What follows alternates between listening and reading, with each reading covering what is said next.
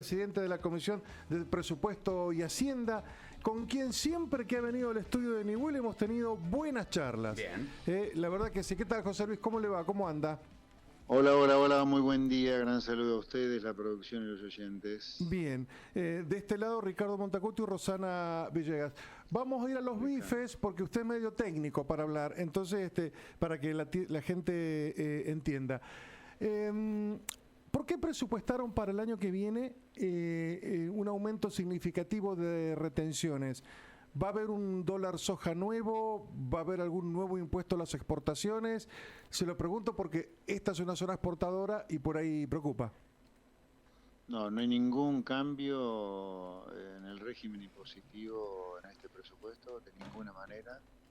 Eso es simplemente un efecto de la normalización de la liquidación de exportaciones comparado con 2024 y 2023. En el 23, recuerdan ustedes, en pleno proceso electoral, hubo una sobreliquidación y anticipo de exportaciones fenomenal con la apretada que le pegó el gobierno de Alberto Fernández a todos los exportadores. Sí. Para hacerse de dólares para poder financiar el plan Platita. Entonces hubo una suba inusitada de la liquidación de exportaciones, que esa desaparece en el 2024, por eso la poca liquidación de exportaciones durante el 2024, y en el 2025 lo que ocurre es que se vuelve a normalizar. Simplemente es eso, es la normalización en la liquidación de exportaciones. No hay suba de retenciones en las exportaciones, no hay ningún dólar, ningún cambio en los valores del dólar, no, salvo la devaluación del 2% de todos los meses.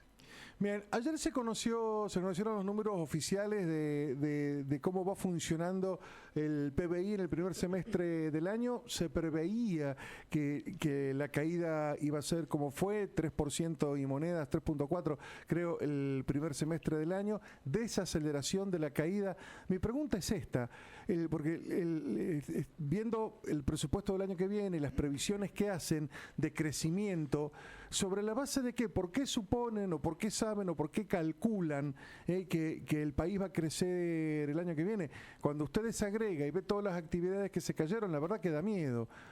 Comercio, industria, construcción, bueno, usted ya sabe. ¿Por qué suponen que después de la caída de este año va a crecer el año que viene? Bueno, ahí hay que meterse un poco en lo que es la cuestión estadística, ¿no? Cuando uno ve los números de crecimiento, en general son valores promedio de un periodo con respecto al promedio de otro periodo, y ahí adentro, uno si no mete el bisturí puede estar mezclando peras con batatas. ¿Qué le quiero decir con esta introducción? El año pasado, supongamos que en agosto, septiembre del 2023, estábamos en la planta baja, ¿no?, de un edificio. La crisis, el incendio que generó el kirchnerismo, hizo que de la planta baja termináramos en el sexto subsuelo, porque entre enero y mayo, junio le diría, la economía cayó 6%, o sea, estábamos en la planta baja, a nivel 100, caímos 6% Sí. en el primer semestre. Ahí la economía dejó de caer en el segundo trimestre. Si usted mira los números desestacionalizados, va a ver que el INDEC ayer publicó una caída de 5,2 en el primer trimestre con respecto al cuarto y una caída de 1,7, o sea, muchísimo menor en el segundo trimestre comparado con el primero. Entonces, la caída en el final del primer semestre, para en el final del segundo trimestre, que es el último periodo del primer semestre, y la recuperación arranca en el tercer trimestre que estamos transitando ahora. Estamos justamente por la mitad del tercer trimestre. En el tercer trimestre, o sea, a partir de agosto, septiembre, empezó la recuperación económica, y es una recuperación económica muy fuerte comparado con los niveles paupérrimos de actividad económica que nos dejó el incendio kirchnerista, pero la recuperación ya empezó. Todavía estamos en el tercer subsuelo, Sí. hemos subido 3 pisos comparado con el sexto donde quedamos después del kirchnerismo, pero estamos todavía 3 pisos abajo de la planta baja. O sea, para el que quiere mirar el medio vaso lleno, yo le diría, por lo menos hasta fines de año vamos a estar subiendo de subsuelo en subsuelo hasta la planta baja. A fin de año, nuestra estimación es que vamos a estar otra vez en la planta baja como en agosto del año pasado, y es por eso que a partir de enero del año que viene tenemos todo para recuperar contra este año. Por eso el crecimiento de 5% que estamos estimando. Esper, Porque ya estamos creciendo, ya lo estamos haciendo. Mirando un poco los números del presupuesto, por lo menos de este lado, en la provincia, digo, se han encendido algunas alertas respecto de lo que se destina a las universidades. Según los números del presupuesto, se le destina 3,8 billones y el Consejo Interuniversitario había pedido 7,2 billones, o sea, se le destina la mitad.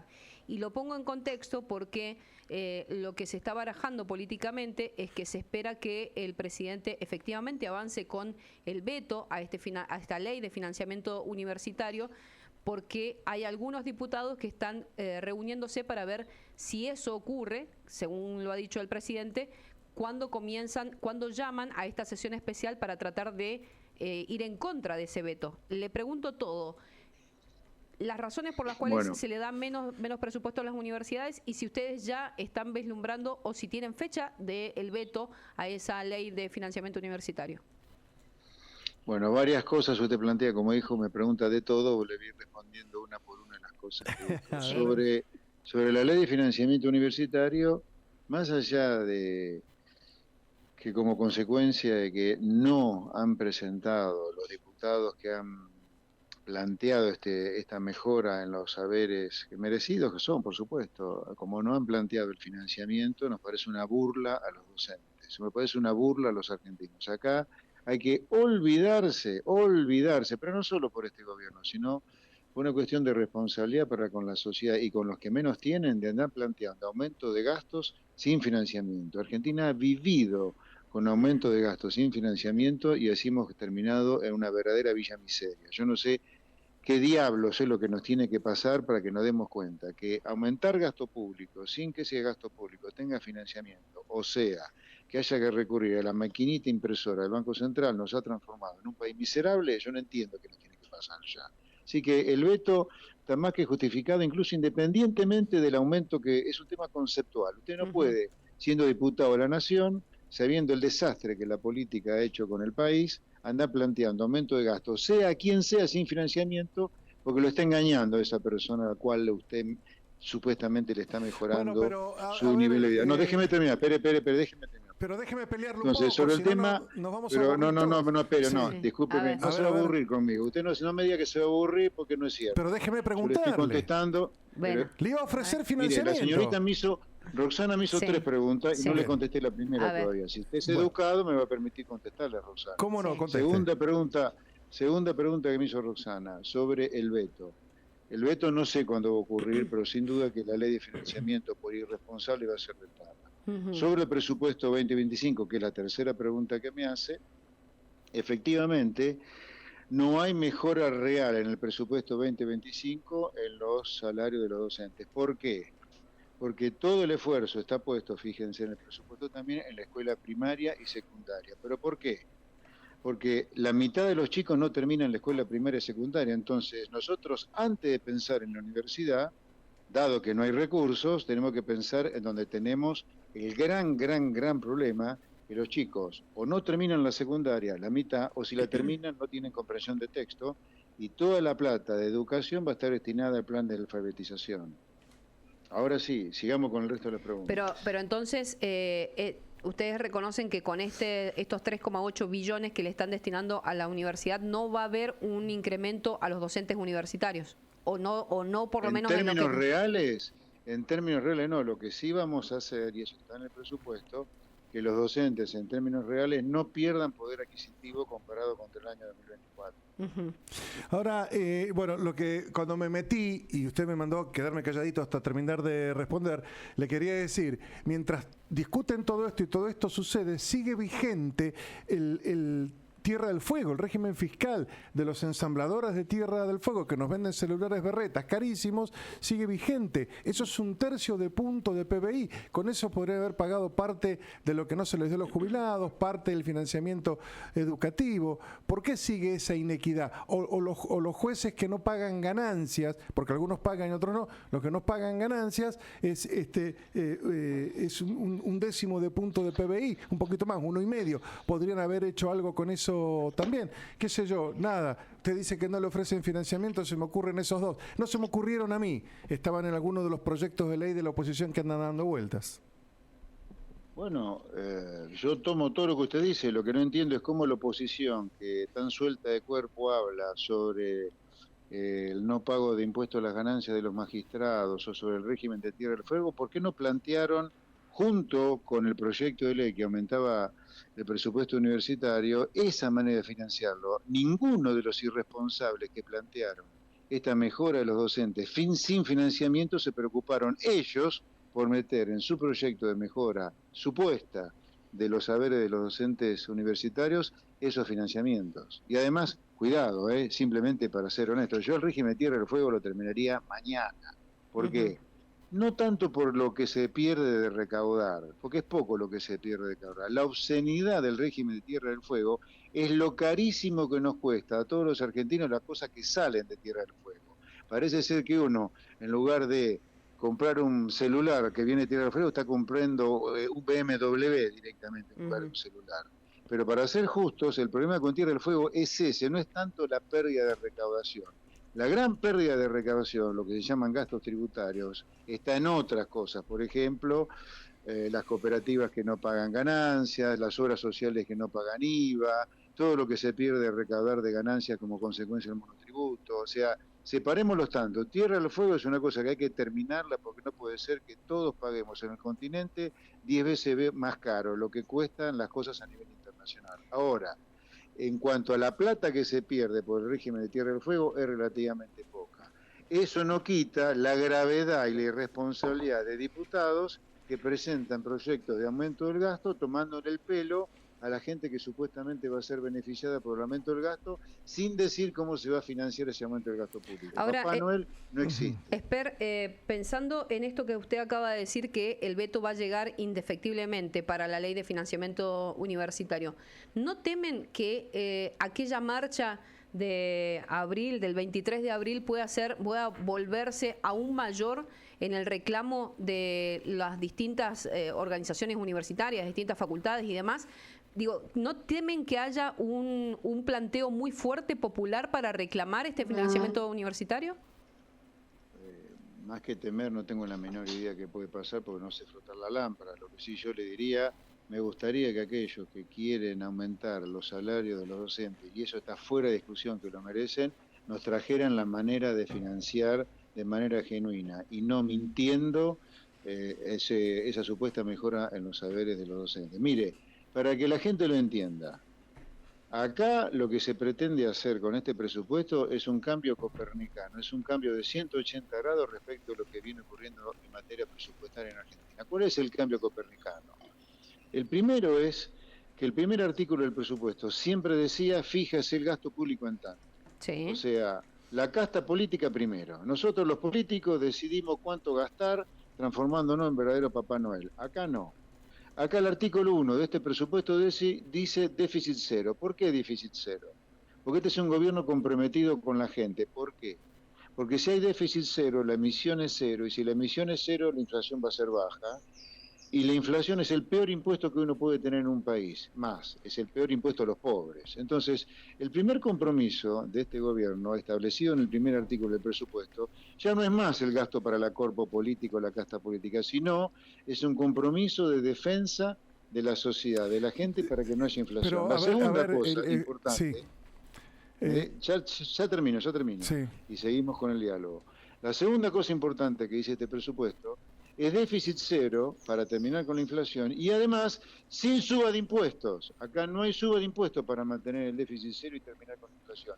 Y la tercera, en respeto y en aplicación del primer artículo o el primer punto del Pacto de Mayo, que dice la inviolabilidad de la propiedad privada, acá lo primero que se destina a los recursos es para pagar la deuda. Aquel que nos prestó la plata va a ser honrado con el pago de la deuda. El primer gasto es honrar la deuda, como hacían los próceres nuestros como Julio Argentino Roca.